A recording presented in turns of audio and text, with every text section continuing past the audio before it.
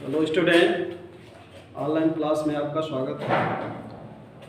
High school में 10th में ये जो आप नागरिक शास्त्र का जो पार्ट पढ़ते हैं, तो सिविक्स में जो पहला चैप्टर है सत्ता की साझेदारी, इस पे आप देखेंगे, इस पे चर्चा की जाएगी। सत्ता की साझेदारी का मतलब है कि शासन स्तर की जो शक्तियाँ होती है, शासन करने की जो शक्ति होती है, वह अगर देखें तो दो तरीके से होती है।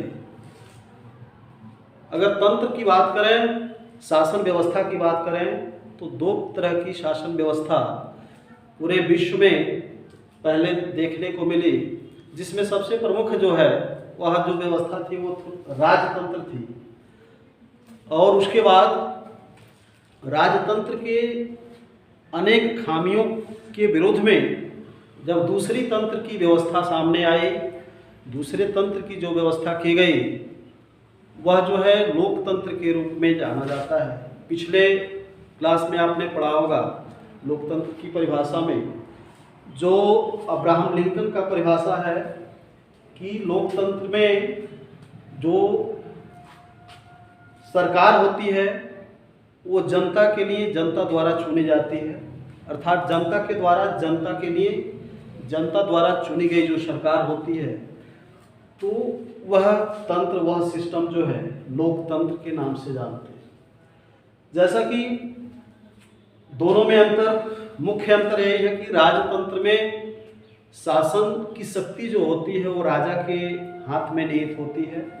राजा जो होता है केंद्रीय शक्ति धारण किया रहता है और उसके निर्देश के अनुसार ही पूरे देश में या राज्य में शासन संचालित किया जाता है। और राजा कौन होता है? राजा का चुनाव नहीं होता, वंशानुगत सिस्टम होता है कि राजा का पुत्र ही राजा हो जाता है। ठीक इसके विपरीत अगर देखें तो लोकतंत्र में ऐसा नहीं होता है। राजा का जो चुनाव होता है वो जनता द्वारा होता है। जनता मतदान के माध्यम से सरकार को चुनती है और सत्ता का जो, शक्ति का जो सिस्टम है, शक्ति जो है वो बट जाती है, शक्ति का बंटवारा हो जाता है। तो अगर हम लोकतंत्र की बात करें तो लोकतंत्र की उचित कार्य प्रणाली के लिए राज्य या फिर राज्य की सरकारों के कई अंग होते हैं। मुख्य रूप से अगर देखें तो 3 अंग, राज्य सरकार या केंद्र सरकार की बात करें या सरकार की बात करें तो इसके 3 अंग होते हैं। पहला जो है विधायिका है, जिसको हम व्यवस्थापिका भी कहते हैं। दूसरा जो है कार्यपालिका है और तीसरा जो है अंग वह है न्यायपालिका। विधायिका या व्यवस्थापिका कानून बनाने का काम करता है, नियम बनाने का काम करता है, और कार्यपालिका का जो कार्य है वो प्रशासनिक कार्य है, उस बनाए हुए नियम को लागू कराना, पालन कराना। विधायिका शासन करता है और शासन और प्रशासन, नियम बनाना और प्रशासनिक कार्य, उस नियम को कार्य रूप प्रदान कराने की जो अधिकार है वो कार्यपालिका के अंतर्गत आती है। और तीसरा जो है न्यायपालिका है, जो सबसे अलग दोनों को अपना कानूनी अधिकार प्रदान किए हुए है, कानूनी रक्षा प्रदान किया हुआ है। न्यायपालिका चूंकि दोनों अंगों से अलग है लेकिन बहुत महत्वपूर्ण है, क्योंकि जो भी नियम बनाए जाते हैं और उसको लागू किए जाते हैं, उसके देख रेख और उसको सुचारू ढंग से कानूनी प्रारूप तैयार करने का काम न्यायपालिका के माध्यम से ही किया जाता है। इस प्रकार से कह सकते हैं कि न्यायपालिका जो होता है वह दूसरा 2 अंग जो हैं विधायिका और कार्यपालिका पर एक नियंत्रण करने का काम करता है। तो अगर देखा जाए कि सत्ता की साझेदारी की जो विचारधारा की बात है, ऐसा देश या प्रदेश जहां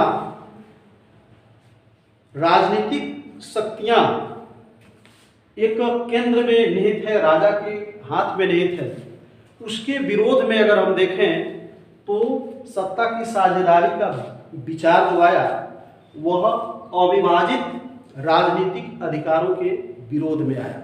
अर्थात जहाँ पे शक्तियों का बंटवारा नहीं है, शक्तियाँ एक ही हाथ में है और वह इसका गलत या एक तरह से कहें कि उसका अनुचित प्रयोग कर रहा है, तो इस प्रकार के माहौल के बीच सत्ता की साझेदारी की विचारधारा जो है प्रबल होती है। ऐसी विचारधारा जो है यूरोप के अनेक देशों में देखने को मिलती है। सबसे पहले सत्ता की साझेदारी की मांग क्यों उठी? सत्ता की साझेदारी को सही ढंग से समझने के लिए आपके बुक में जो पहला चैप्टर है सत्ता की साझेदारी, उसमें 2 देशों का जिक्र किया गया है।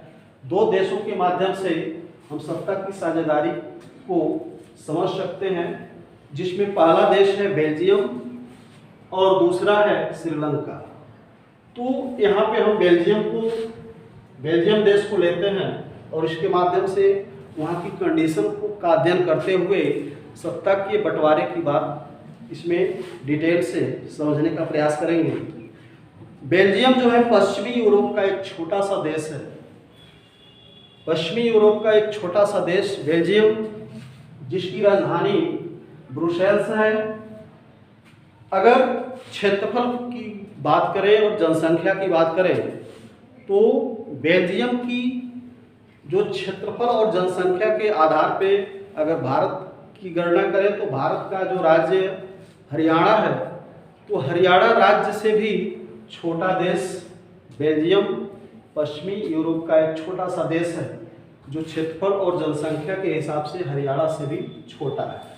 इसमें इसकी जो सीमाएं लगती हैं फ्रांस, नीदरलैंड, जर्मनी और लग्जमबर्ग, यह देश इसके सीमा को टच करती हैं।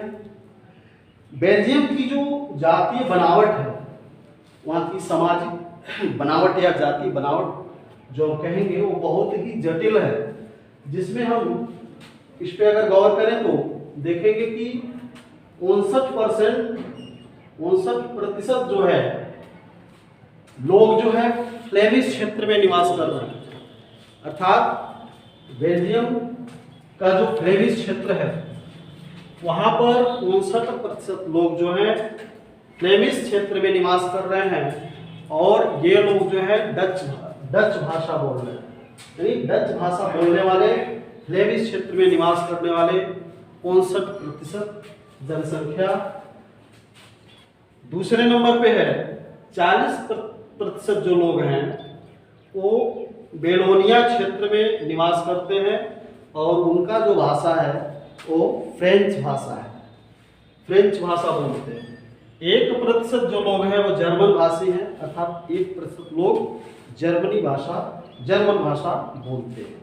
तो इस प्रकार से अगर हम देखें बेल्जियम का जो जातीय बनावट है, बेल्जियम देश का जो जातीय बनावट है, इसमें संख्या अगर देखें तो सबसे अधिक संख्या डच भाषा बोलने वाले लोगों की है जो 59% है और दूसरे नंबर पे 40% में फ्रेंच भाषी लोग हैं जो बेलोनिया क्षेत्र में निवास करते हैं और मात्र 1% लोग ऐसे हैं जो जर्मन भाषा बोलते हैं।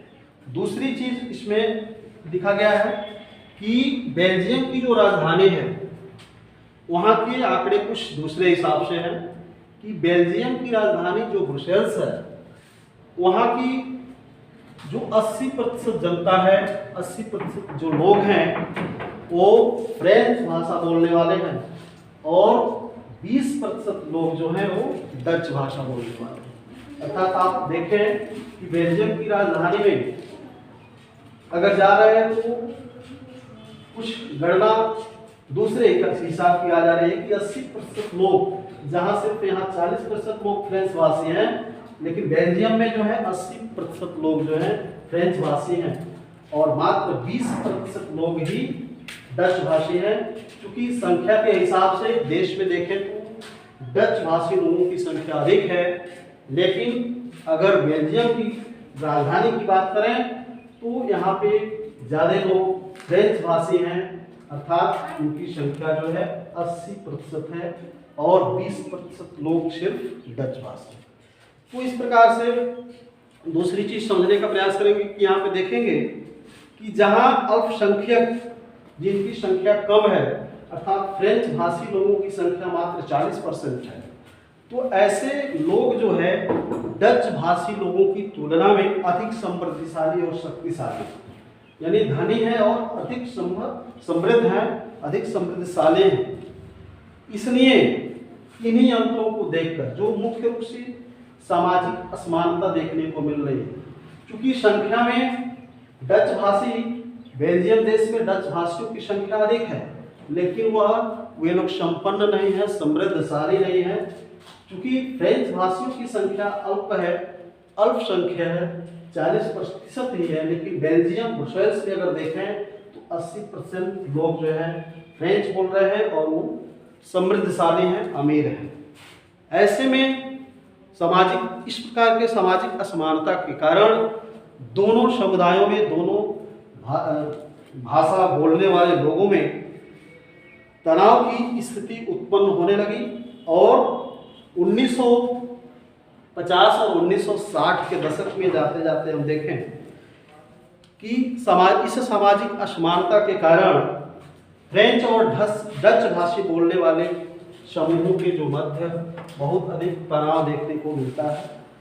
तो इन दोनों के बीच जो तनाव है वो बहुत अधिक बढ़ जाता है और दोनों के मध्य फ्रेंच और डच भाषी लोगों के बीच जो है अत्यधिक संघर्ष देखने को मिलता है। और सबसे अधिक अगर संघर्ष की बात करें तो सबसे अधिक संघर्ष देखने को मिलता है ब्रुसेल्स में, जो बेल्जियम की राजधानी है।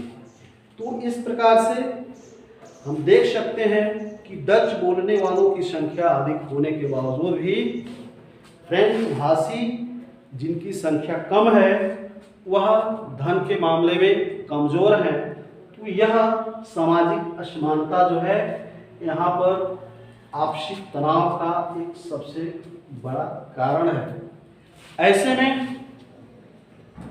बेल्जियम के नेताओं ने यह महसूस किया, अनेक प्रकार के संघर्ष और आंदोलनों को देखते हुए बेल्जियम के नेताओं ने यह महसूस किया कि बेल्जियम में जो भी सामाजिक विषमता है, जो भी सामाजिक विविधता है, उसको दूर करने का प्रयास किया।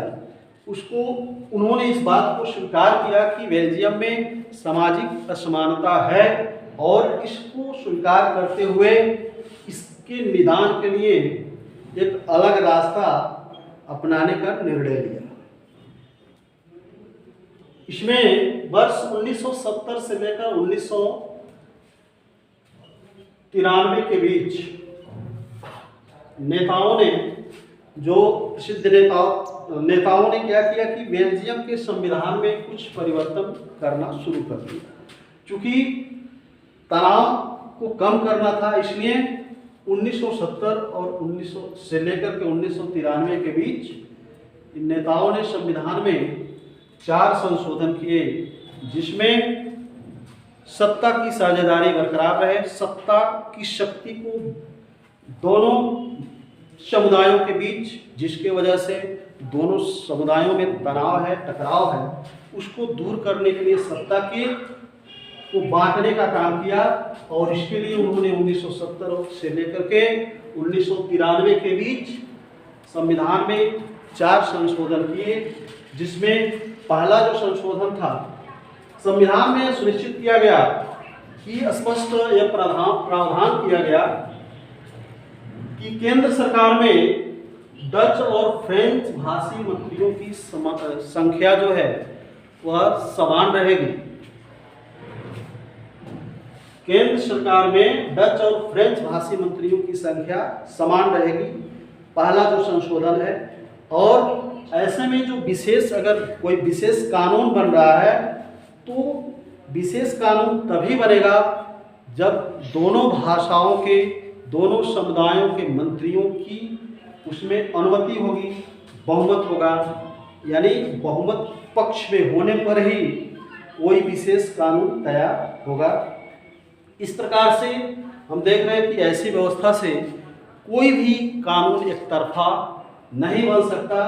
तो ये बहुत ही महत्वपूर्ण संशोधन है कि केंद्र सरकार में जब समान मंत्री रहेंगे, डच भाषी और ये फ्रेंच भाषी मंत्रियों की संख्या जब समान रहेगी, तो जाहिर सी बात है कोई भी कानून बिना दोनों की सहमति या बिना दोनों समुदायों के बहुमत सिद्ध हुए बिना नहीं बन सकती।